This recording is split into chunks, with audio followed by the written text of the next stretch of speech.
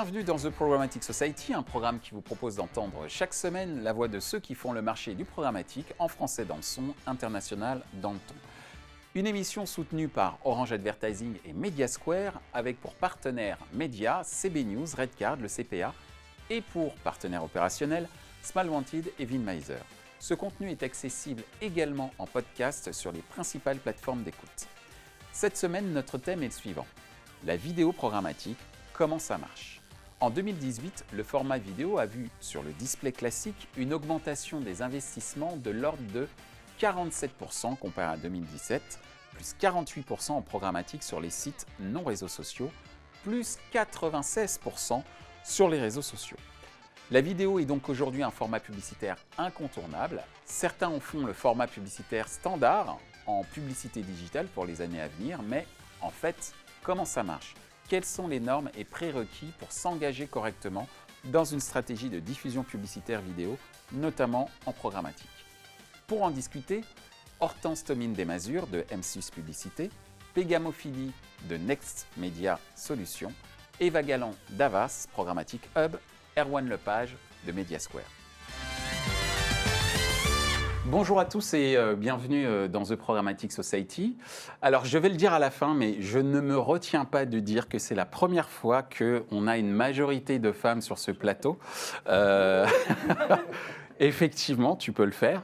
Et on ne va pas parler non plus aussi de la place des femmes dans le digital ni dans le programmatique. On va parler d'un sujet très important également, central pour le marché publicitaire, puisqu'on va parler de vidéo en programmatique et notamment expliquer comment ça marche.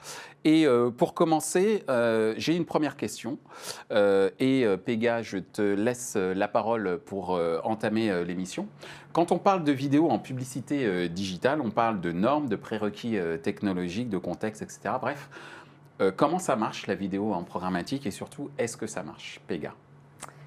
Écoute Michel, très contente d'être ici, très contente d'être avec vous. C'est effectivement une émission qu'on aime beaucoup regarder et le sujet nous parle beaucoup, je pense, à toutes les personnes autour de la table.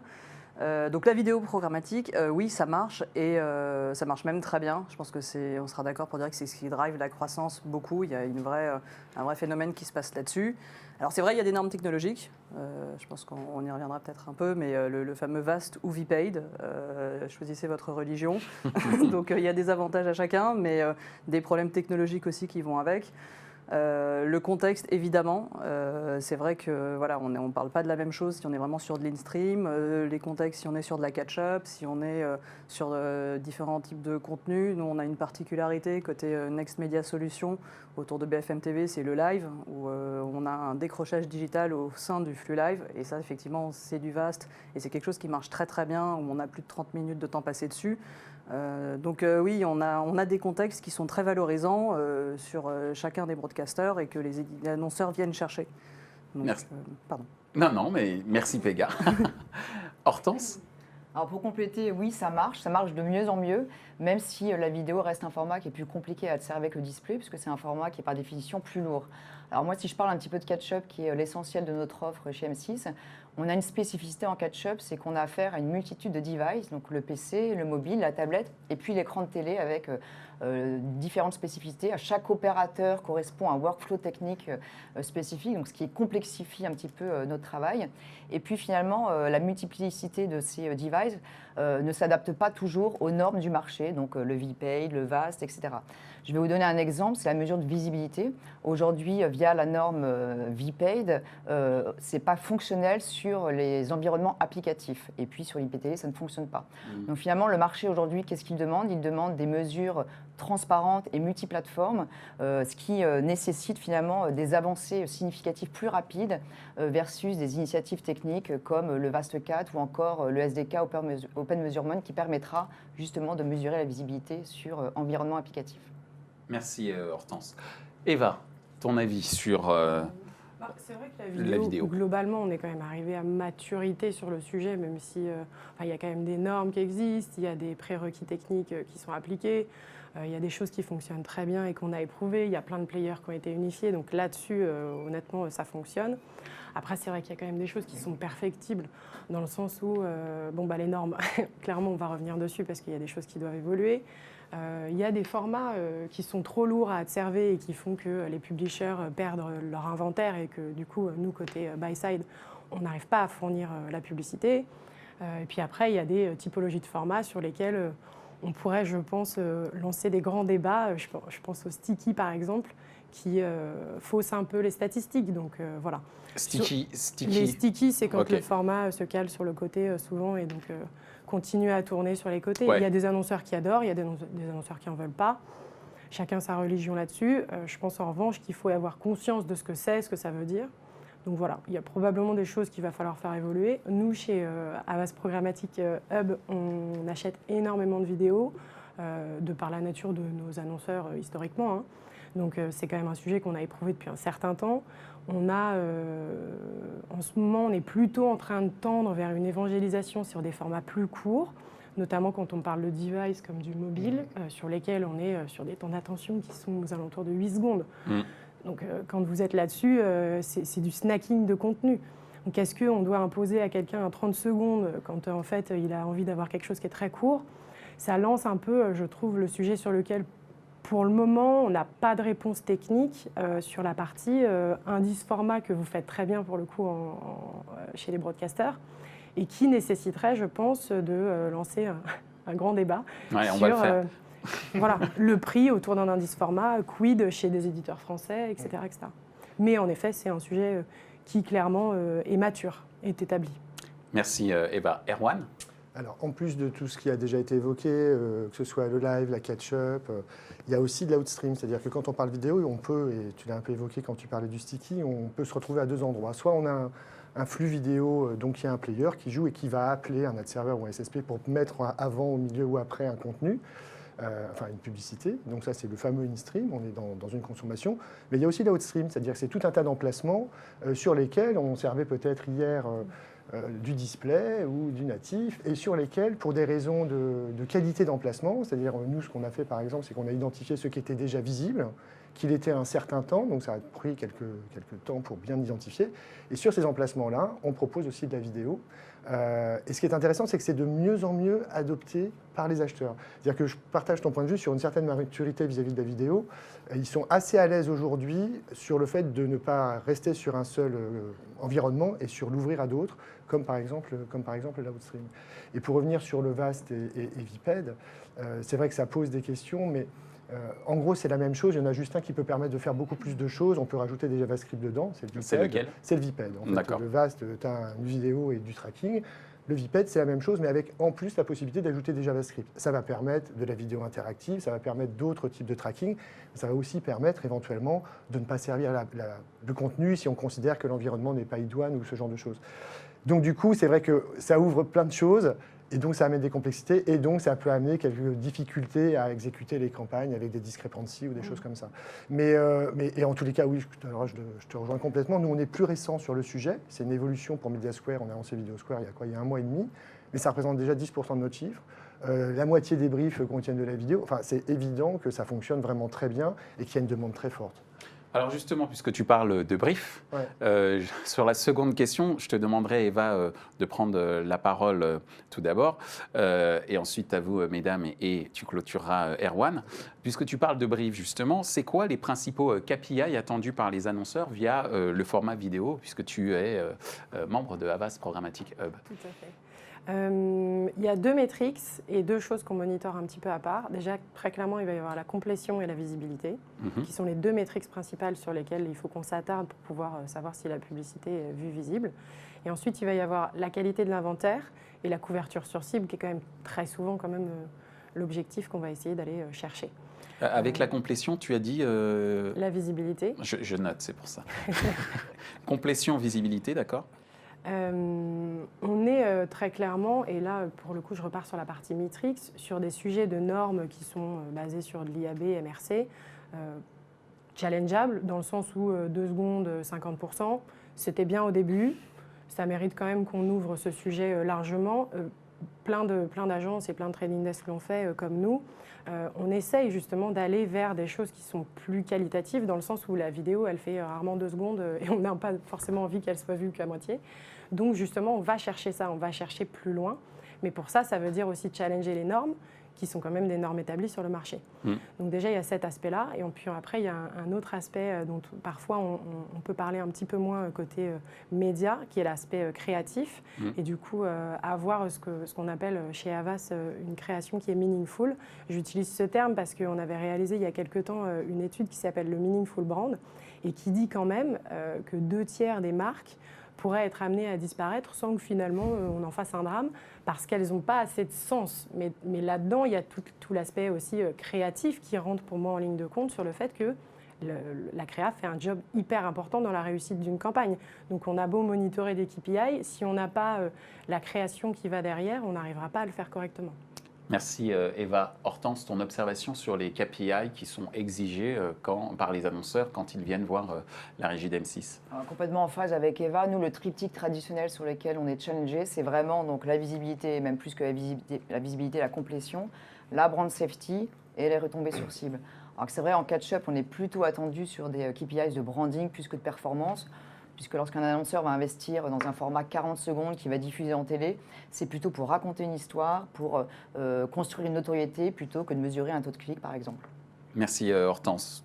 Ton avis, Pega ? Je rejoins ce qui a été dit, complètement en face. C'est-à-dire qu'effectivement, on a ces trois sujets qui reviennent. Complétion en premier, visibilité. Et pour reprendre un peu ce que disait Erwan tout à l'heure, c'est vrai que le VPaid permet cette mesure-là. Après, la majorité des créas qu'on voit en VPaid servent surtout à mesurer la visibilité plutôt que de l'interactivité, ce qui était quand même la promesse initiale, et font énormément de problèmes techniques. Donc c'est vrai que ça a des limitations.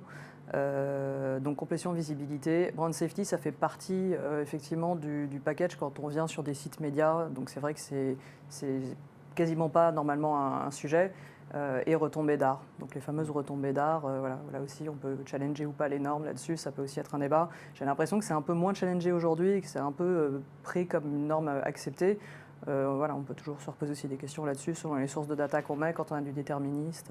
Mais pour le coup, dans les choses, je trouve qu'elles sont un peu intéressantes, qui sortent sur le marché depuis quelques temps, mais qui commencent à devenir... Il n'y a pas de consensus, mais je trouve que le coût par heure, et donc du coup le temps d'attention et le taux d'exposition... Il y a quand même quelques régies, il y a quelques technos qui commencent à arriver sur ce sujet-là, font qu'on va aussi challenger ces normes, probablement avec des nouveaux modèles d'achat. Mais pour le moment, les technos, en tout cas chez nous, ne nous permettent pas de faire autre chose que du CPM. Il y a certaines technos qui permettent de le faire, du DV, du TIDS, etc. Mais la plupart, de toute façon, la norme, c'est globalement le CPM. Donc comment est-ce qu'on fait pour outrepasser ça, pour pouvoir aller justement chercher du CPH, chercher du temps d'exposition ? Et côté, en tout cas, acheteur, pour le moment, c'est faisable, mais ce n'est pas programmatisable si facilement que ça, quoi. Ouais, tu as raison effectivement là-dessus. Hein. C'est vrai qu'on dépend toujours de la techno de toute façon pour avancer. C'était ta première question, Michel. C'est que, et effectivement, le CPH, on commence à en parler. Ça veut dire qu'il faut adopter de nouvelles technos, ce qui est tout à fait possible. Il faut effectivement voir si les acheteurs aussi sont en phase avec ça et sont à la recherche de ce type d'innovation et en capacité après de scaler et d'industrialiser l'ensemble. C'est toujours la même chose en fait. Merci Pega, merci Eva. Ce sont les mêmes indicateurs, mais pour compléter ce que disait Eva, le calcul de la coût de la vidéo vue, il se fait sur une vidéo à 100%. Or, souvent, dans ce qui a été diffusé, il n'y en a que 70%, 80%. Donc, l'approche de complétion et peut-être de temps passé aussi, on peut l'avoir lorsqu'on fait ces calculs a posteriori, et je crois que c'est ce qui est fait le plus souvent. Après, il y a quand même des particularités entre in-stream et out-stream. C'est que sur in-stream, il y a beaucoup plus de briefs avec des ciblages sociodémos qu'en out-stream.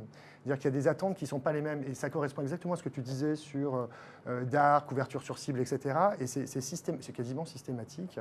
Il y a cet élément qui va être pris en compte. En out-stream, il y a quand même une possibilité aussi de clic. Il y a aussi du view to click ou du click rate qui va rentrer dans les éléments secondaires ou en tous les cas des indicateurs aussi pris en compte sur l'évaluation de la campagne. Mais c'est vrai que premier, c'est toujours visibilité et complétion parce que si c'est pas vu, on est sûr que ça fait rien comme travail, quoi. Et pour revenir sur les formats, il y a aujourd'hui des outils assez malins qui existent sur le marché et qui permettent de justement prendre en compte la façon dont les gens consomment le contenu. C'est-à-dire que s'ils vont rester que 6 secondes sur un spot qui en fait 15, mettez votre marque dès le début, signez-le plus tôt, ou mettez votre packshot sur la partie... Enfin, ça paraît bête, mais pendant longtemps, c'était un souci. Aujourd'hui, il y a maintenant des outils qui permettent de faire ça, et donc on peut assez facilement, à partir d'une copie, s'adapter à différents formats, à différentes tailles, et donc rendre vraiment efficaces ces investissements.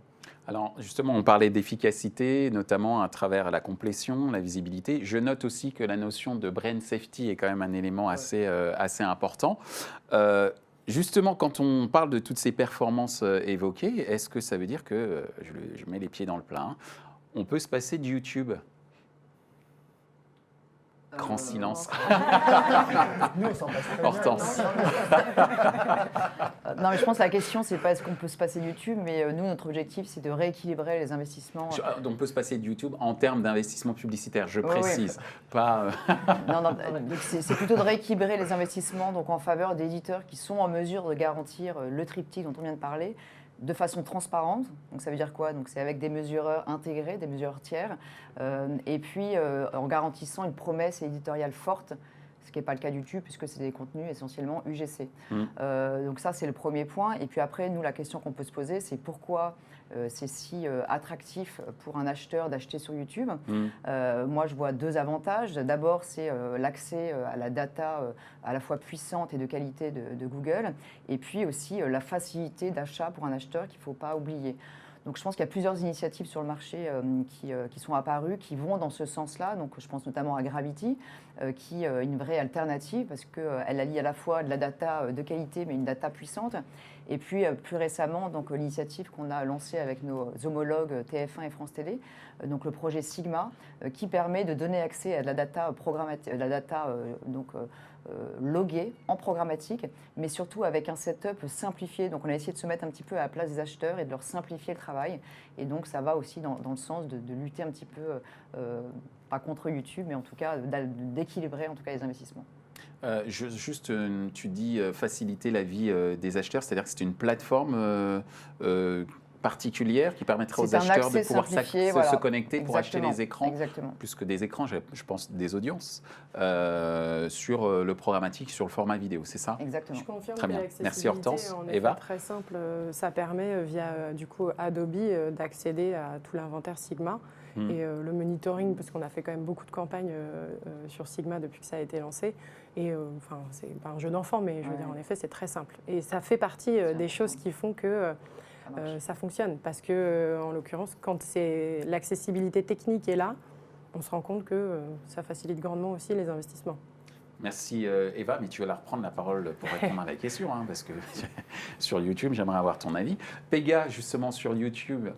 Oui, je pense qu'effectivement, la question, c'est ça, c'est qu'on voit toutes les études qui sortent sur les GAFA qui trustent une grosse part des investissements médias. Évidemment, quand on parle de vidéo, YouTube paraît incontournable pour les acheteurs, pour les annonceurs. Et effectivement, il y a une facilité technologique incroyable dans les outils qu'ils mettent en place et la qualité de leur data sur laquelle on ne revient pas. Ceci étant, effectivement, c'est un peu une lame de fond contre laquelle on essaie effectivement de redonner de la valeur, comme les initiatives dont parle Hortense, pour effectivement revaloriser des choses que tout le monde connaît et que tout le monde valorise par ailleurs, mais que dans les arbitrages budgétaires, on voit quand même difficilement, on voit cette tendance-là. Donc oui, il y a une volonté des agences de rééquilibrer, des annonceurs, d'initiatives qui sont prises, mais on voit quand même une part de marché estimée de YouTube, puisque du coup, ils ne communiquent pas leurs chiffres, qui paraît quand même incroyable, en fait, hein, si on se dit les choses. Merci Pega, et c'est vrai que pour revenir sur le fameux incroyable niveau d'investissement sur YouTube, la qualité de la data dont tu parlais, Hortense, juste avant, est également une explication à ce phénomène. Ton point de vue en tant qu'acheteuse? YouTube, déjà, c'est quand même une des applications les plus consommées. Donc, on ne peut pas remettre en cause le fait qu'il soit légitime sur une part d'investissement publicitaire qu'il pourrait clamer. Après, Google a quand même cet avantage incroyable de systématiquement, ou en tout cas dans la mesure du possible, mettre l'expérience publicitaire au cœur de ce qu'ils vont faire. Ce qui fait que leur modèle d'achat, qui est basé sur un système d'enchères, est très cohérent, puisque ça veut dire qu'on ne paye que justement, on en revient aussi un peu au sujet de la création. Si la création est bien, plaît au public, en fait, coup, la vidéo vue va diminuer. Et donc ça permet quand même pour eux d'avoir une part de marché qui est importante, alors que le fait que certains annonceurs surinvestissent YouTube est aussi une certitude, parfois à raison, hein. Mais nous, en tout cas, dans la façon dont on va monitorer les campagnes, on a systématiquement soit une complémentarité qui va se créer avec YouTube. On fait beaucoup de catch-up, évidemment. On fait aussi beaucoup de YouTube. Mais on va chercher des choses ailleurs. Parfois, il y a des plans dans lesquels YouTube ne vont pas être légitimes et donc ils ne seront pas présents parce que peut-être qu'ils ne sont pas légitimes sur ce plan-là. Et il y a l'in-stream, il y a l'out-stream. Il y a plein de choses à l'intérieur de l'in-stream. Il y a plein de data à aller chercher partout, donc on a une construction des plans qui est plurielle et qui permet de servir l'objectif global de la campagne. Donc on se sert de YouTube, mais c'est un biais de diffusion qui n'est pas unique évidemment chez nous. Merci Eva et merci de le préciser que ce n'est pas unique chez vous. Erwan, ton avis sur le fait d'exploiter YouTube. des usages. Alors d'abord, il y a aussi l'offre. Tu as évoqué le fait que c'était surtout du GC et puis que les broadcasters sont habitués à faire des contenus. Mais aujourd'hui, tous les éditeurs sont en train de muter aussi vers la vidéo puisque je crois que 80% de la bande passante mondiale est occupée par la vidéo. Donc de toute façon, c'est un format sur lequel les contenus sont en train de se transformer. C'est-à-dire que des éditeurs avec qui on travaille depuis très longtemps produisent de plus en plus de vidéos. Et s'ils ont une audience, et elle sera bien chez eux et pas chez YouTube, c'est qu'il y a un intérêt. Et s'il y a un usage, là, Eva va être intéressée et dire « Ah bon, pourquoi est-ce qu'ils sont intéressés? Qu'est-ce qui fait qu'il y a des gens qui vont voir ce type de contenu ?» Donc, évidemment, face à la puissance de YouTube, elle est justifiée, elle ne se discute pas. Mais il y a des propositions d'éditeurs qui font que ça peut très bien se compléter. Et très sincèrement, depuis qu'on a lancé Video Square, on voit bien à quel point ça prend, quoi. Enfin, en gros... c'est très vite adopté par les acheteurs et donc ça signifie qu'aujourd'hui en tout cas, il y a de la place pour des offres alternatives pour autant qu'elles aient un intérêt pour un utilisateur. En fait, on revient vraiment à la base, quoi. S'il y a une audience, il peut y avoir un annonceur. Alors, on en arrive déjà à notre dernière question.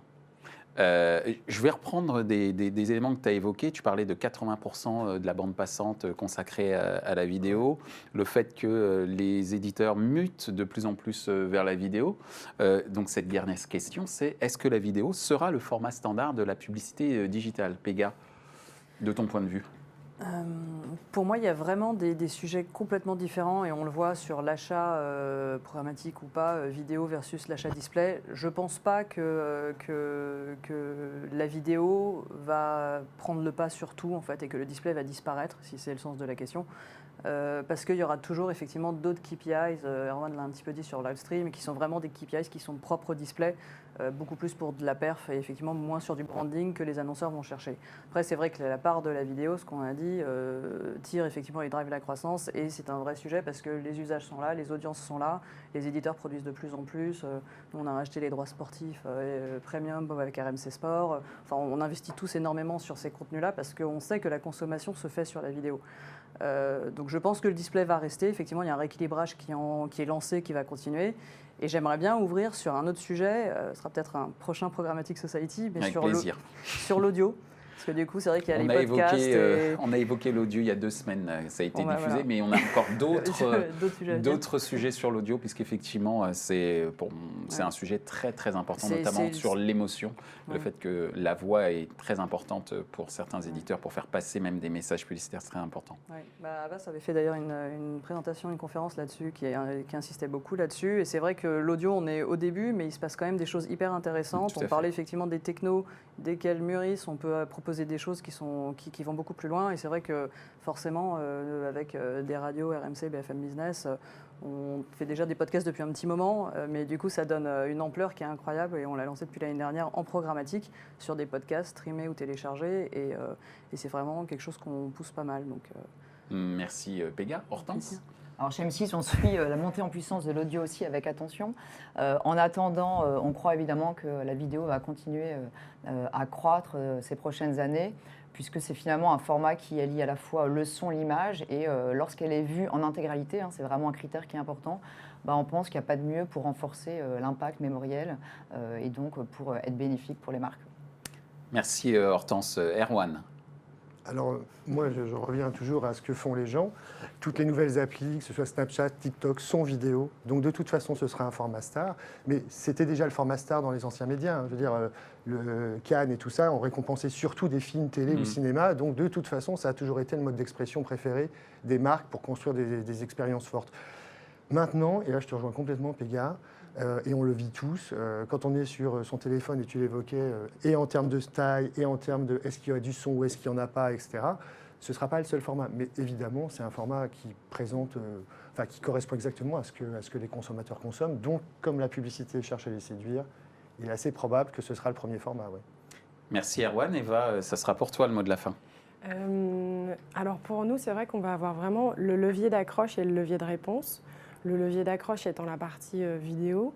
La vidéo étant pour moi le meilleur format pour faire passer un territoire d'expression, une émotion, la créativité. Donc il a toute sa place à l'intérieur de l'écosystème, mais il est vraiment ce levier d'accroche. Et d'ailleurs, je pense qu'en effet, l'audio va devenir de plus en plus importante au fil des années et va probablement prendre une part sur l'émotion et donc probablement grappiller aussi un peu du business de la vidéo. Mais en revanche, il y a une vraie complémentarité, notamment créative, qui doit se faire quand une publicité est bien scénarisée, elle est bien travaillée et qu'elle est bien servie aussi d'un point de vue média.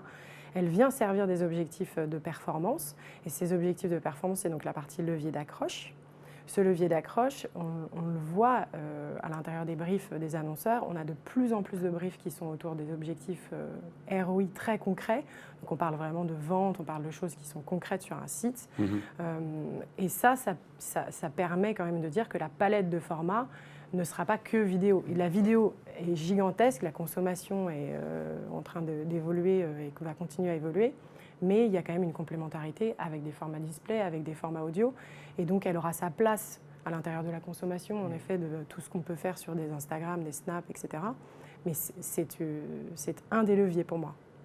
Eh bien, je vous remercie. Je voudrais signaler quand même que ce qu'on filme là aujourd'hui, c'est la dernière émission de la première saison de The Programmatic Society. Donc, je suis vraiment ravi, de terminer cette saison avec vous, avec un plateau, comme je l'ai dit au départ, en majorité féminin. Et c'est l'esprit également que l'on voulait dans cette émission, c'est de faire que tout le monde puisse prendre la parole et surtout des personnes que l'on ne voit pas souvent, qui sont très opérationnelles, ce qui est également votre cas, mesdames et messieurs.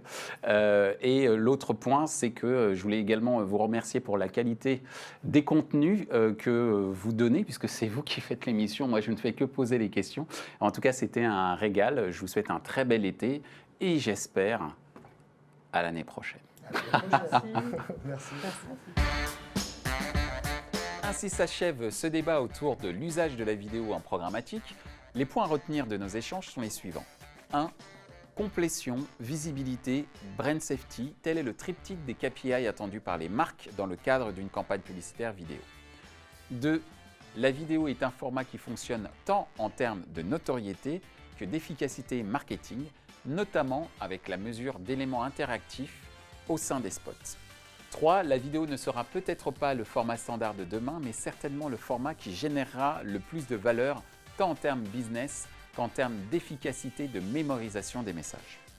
Retrouvez ce programme en podcast sur les principales plateformes d'écoute.